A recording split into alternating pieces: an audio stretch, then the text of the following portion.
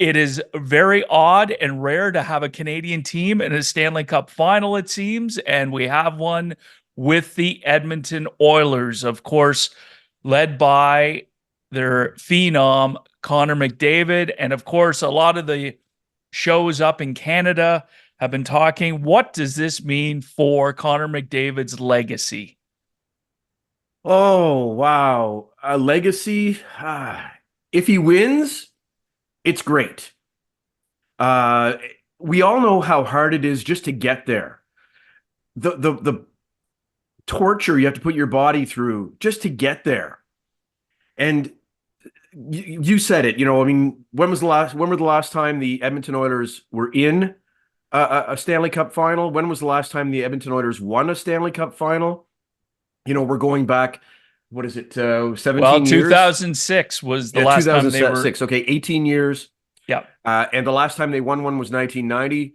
I mean, but the last time a Canadian team was in the Cup final was 3 years ago. Montreal was in it. A total surprise. That I think that just getting there though cemented Carey Price's legacy.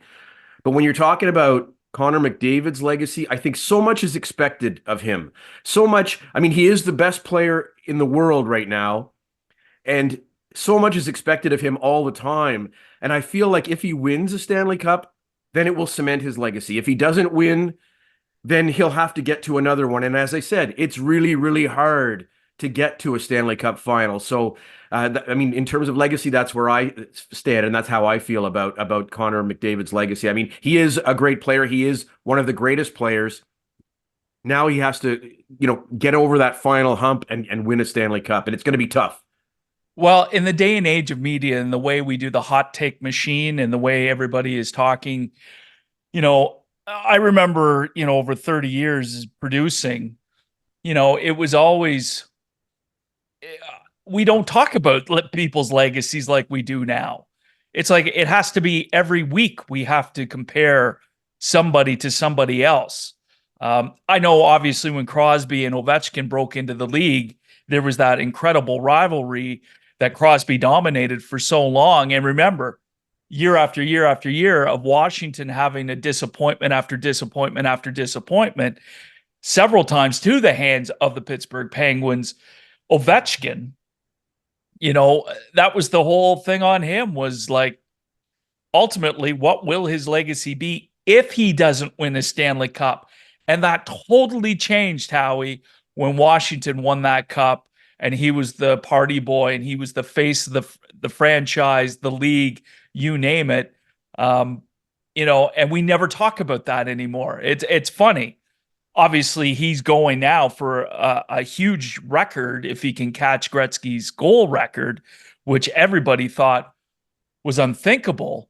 In Connor McDavid's case, obviously, you've got the Gretzky comparison because they both, played in Edmonton and what Gretzky did for that franchise. And now McDavid, again, similar year after year, disappointment after disappointment. And finally, getting to that mountain.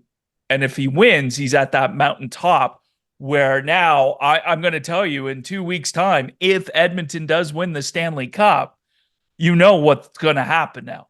Oh, is he a top 5 player? Is he now a top 3 player? Is he a top player of all time? He's only 27. So yes, the way his trajectory is going, absolutely. In 10 years, we'll be talking about that. But right now, that's what the focus was in a lot of these talk shows this week. When I was listening on various ones, it's like, no. He'll be like the greatest player of all time now. I don't agree with that. I disagree as well. I mean, you look at Wayne Gretzky's legacy, and it's how many Stanley Cups? If 5 and plus. Oh, sorry, was it 5? Yeah, 5. Yeah, four Stanley Cups. They won the 4 in the 80s. Yes, and he got to a final, of course, in '93. But the thing is, when you look at Stanley Cup, if you look at only at Stanley Cups, then you've got to look at a guy like Jean Beliveau, Henri Richard, Right. But you say Connor McDavid's 27. I believe that Sid was 23 when he got to his first Stanley Cup. And so I I saw the discussions this week and heard the discussions this week. Is he a top four of all time? And I'm thinking like, just pump the brakes there a little bit. Give him a few more years. As I said, it's really, really hard just to get to a Stanley Cup final. And in order to win it, I mean, we all know those old stories about Wayne Gretzky walking past the Islanders dressing room after the Islanders won their fourth consecutive, and he's looking at nobody's celebrating. They got ice packs on their heads and bandages all over their bodies, and he's thinking we have to give more of ourselves just to win, to get over the top. And so the question is, I mean, we know how physical a team that the Florida Panthers are, and can the Oilers get past that? Because the Panthers close gaps faster than I've ever seen a team, any other team this year in the playoffs closing gaps.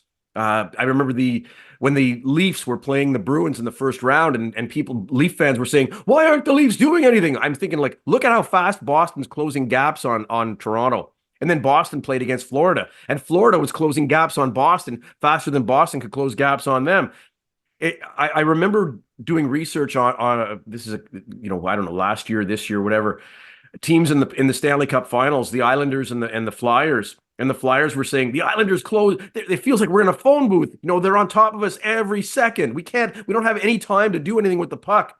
And that's how it could be for the Oilers against Florida in the Stanley Cup Final. I mean, as we record this, we're waiting for game one. So, I mean, just to give anybody perspective on when they're listening to this, but we'll see what happens when they play the game on the ice. So I posted an article because I was sort of fascinated now that McDavid's going into his first Cup final and comparing, I call them the big three of our era. I left out Ovechkin, but Gretzky was 22. Lemieux was 24. This is for their first time fighting for his Stanley Cup. And Sid was 21. And McDavid's 27. Yes. So, for comparison, McDavid never had the pieces around him like those guys had. And I mean, now he's got the coach too that may complement him and the team's qualities. And so, I mean, you look at like what the Oilers did before Knoblauch and after Knoblauch, it's just stunning the way that the Oilers started to produce after that. And I mean, Woodcroft last year was the same thing. After Woodcroft came in, they went on this high, and but they never got to the end. It'll be interesting to see, first of all, how things unfold in this Stanley Cup Final, and then how things unfold next year for the Oilers as well.